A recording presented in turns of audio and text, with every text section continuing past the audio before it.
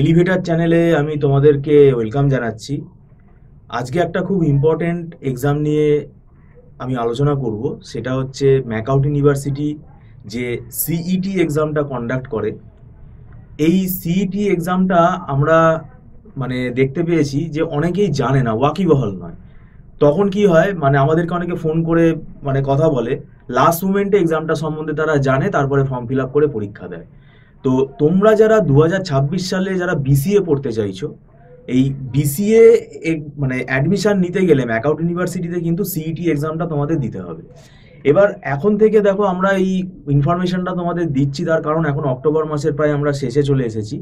তো এখন থেকেই কিন্তু অ্যালার্ট করছি তোমাদের, কেননা দেখো এই এক্সামটা খুব যে আমি বলবো জটিল তা না, কিন্তু এটা কম্পিটিটিভ এক্সাম এবং এর স্কোরটা ডিপেন্ড করছে তুমি একটা ভালো কলেজে যদি অ্যাডমিশন নিতে চাও তাহলে স্কোরটা কিন্তু লাগে। এবার এটাতে আমি বলবো এখন থেকে যদি তোমরা পড়া শুরু করো, তোমাদের যে পড়াটা পড়ছো তার উপরে কিন্তু খুব একটা এফেক্ট হবে না, কেননা এর যে সিলেবাসটা যদিও বড়, কিন্তু এখন থেকে যদি তুমি পড়ো, আমাদের এখানে যে অনলাইন টিউশনটা আমরা পড়াই সিইটি, তোমাকে সপ্তাহে একটা ক্লাসের টাইম বলে দেওয়া হবে। যেহেতু অনলাইনে ক্লাস হয়, তোমাকে আসতেও হচ্ছে না, এবং আস্তে আস্তে কি হবে, টপিকগুলো তুমি কভার আপ করতে পারবে। এবং আমরা এখানে কনসেপ্ট ক্লিয়ার করে যেহেতু পড়াই, প্রথমেই আমি কতগুলো তোমাকে সলিউশন দিয়ে দিলাম, সলিউশনগুলো দেখে নিলে তুমি। ওইভাবে হয় না, আমরা এখানে পুরো চ্যাপ্টার ওয়াইজ কিন্তু কনসেপ্ট ক্লিয়ার করে পড়াই, তারপরে আমরা কিন্তু প্র্যাকটিস করাই, কোয়েশ্চেন অ্যান্সারগুলো তারপরে সলভ করাই। স্টুডেন্ট কতটা করতে পারছে সেটা আমরা কিন্তু জাজ করি। এবং এই ধরনের পরীক্ষাগুলোতে কিন্তু রীতিমতো তোমাকে পরীক্ষা দিতে হবে। তো আমরা এখানে ক্লাস টেস্টও নেই, মক টেস্টও নেওয়া হয়। তো সিইটি এক্সামের মধ্যে দেখবে আমাদের যে নিউমেরিক্যাল এবিলিটি কোয়েশ্চেনগুলো থাকে, রিজনিং পার্ট যেগুলো থাকে, এগুলো এক দুদিনে শেখাটা কিন্তু যাবে না, এবং এই টপিকগুলোর কিন্তু রুল আছে এবং শর্টকাট মেথড আছে। সেই শর্টকাট মেথডগুলো না শিখলে তুমি নিজে থেকে পরীক্ষার হলে বানাতে পারবে না। তো সেই কারণেই আমি তোমাদের বলছি, এখানে একটা হিসেবও তোমাদের বলে দেওয়া হবে যে তুমি কতগুলো কোয়েশ্চেন অ্যাটেন্ড করলে তোমার স্কোর কত আসতে পারে। কারণ পুরো 100% দেখো কোয়েশ্চেন অ্যাটেন্ড করে আসাটাও কিন্তু বোকামি হয়ে যাবে। তো সেক্ষেত্রে তোমাদের আগে থেকেই আমরা অ্যালার্ট করছি। অনেকে এই এক্সামটা দিতে হবে সেই সেই ব্যাপারটা সম্বন্ধেই তারা জানে না, তাদেরকেও আমি বলছি, গার্জিয়ানদেরও বলছি, সিইটি এক্সাম কিন্তু এটা দিতেই হবে তো আপনাদের। এবং 2026 সালে যারা মনে করছেন যে বিসিএ পড়াবেন ছেলে মেয়েদের, এবং বিসিএ অ্যাডমিশনের আগে থেকেই কিন্তু এই প্রিপারেশনটা নেওয়া উচিত বলে আমি মনে করি। এবং এখানে একটা নিউমেরিক্যাল এবিলিটির যে কোয়েশ্চেনগুলো থাকে, তার যে ফর্মুলা, সেইগুলো সলভ কী করে করতে হয়, এগুলো আগে থেকে যদি তুমি পড়ো তাহলে তোমার ওপর কী হবে, প্রেশারটা কম পড়বে। অল্প অল্প টপিক তুমি করতে করতে দেখবে একটা সময় কিন্তু অনেকটাই তোমার কভার আপ হয়ে গেছে। আর আমরা এখানে ক্লাস টেস্ট নিতে নিতে বুঝে যাই যে স্টুডেন্ট স্কোরটা কিরকম করতে পারে, এবং ক্লাস টেস্ট নিলে পরীক্ষা দিলে স্টুডেন্টের সুবিধা হয়। কেননা সে যে কোয়েশ্চেনগুলো অ্যাটেন্ড করতে পারলো না, কোন টপিকগুলোর উপরে তার দুর্বলতা রয়েছে, সেটা আমরা তাহলে বুঝে যাই।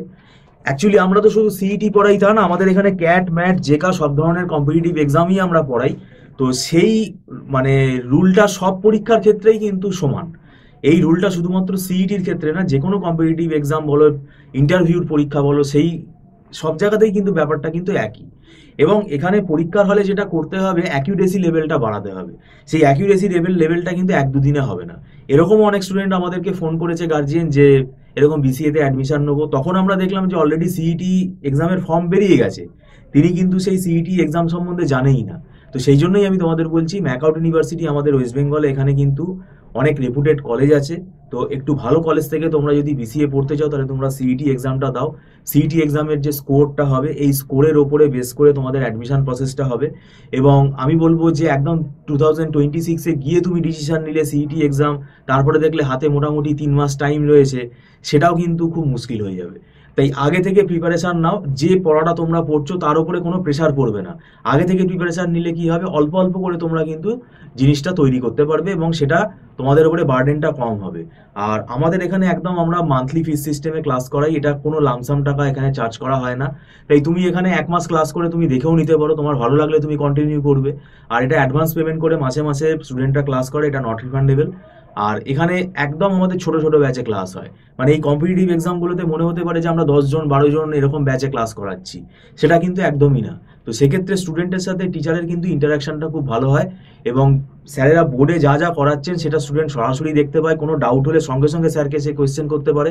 তো অনেকের ভুল ধারণা থাকতে পারে যে অনলাইন ক্লাসে এটা কতটা আমার ছেলে বা মেয়ে সে পারবে, একদম পুরো অফলাইনের মতনই এটা ফ্লেভার। সেটা আপনারা ক্লাস করলেই আমরা বুঝতে পারবেন। এবং যারা রিমোট এরিয়াতে থাকো, কলকাতার অনেক বাইরে থাকো, দূরে থাকো, তাদের কিন্তু এটা সুবিধা হবে। তো সেই জন্যই আমি বলছি সিইটি এক্সাম বিসিএ স্টুডেন্টের জন্য, আমরা যারা বিসিএ করবে তোমরা এখন থেকেই এটার ভাবনা চিন্তা করো, এবং দরকার পড়লে তোমরা এখন থেকেই প্রিপারেশন নেওয়া স্টার্ট করো। আর যদি মনে হয় আমাদের ইনস্টিটিউট থেকে তোমরা এর প্রিপারেশন নিতে চাও, আমরা করাই, তোমরা স্ক্রলে ফোন নাম্বারে আমাদের সাথে যোগাযোগ করতে পারো। আমরা দীর্ঘদিন ধরে বিভিন্ন কম্পিটিটিভ এক্সাম পড়িয়ে আসছি, সিইটিও তার মধ্যে একটা খুব গুরুত্বপূর্ণ এক্সাম, এবং এটা তোমাদের আগে থেকেই আমরা অ্যালার্ট করছি। এবং এই এক্সামটার জন্য আগে থেকে প্রিপারেশন নেওয়াটা খুব জরুরি বলে আমি মনে করি।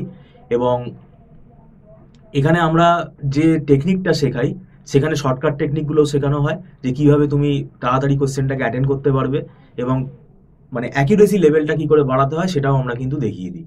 এবং এটা তোমরা এখন থেকে ইনফরমেশনটা যদি পাও, সেটা তোমরা ভাবনা চিন্তা করে যদি তোমরা অনলাইন ক্লাসে অ্যাডমিশন নিতে চাও, আমাদের সাথে যোগাযোগ করতে পারো।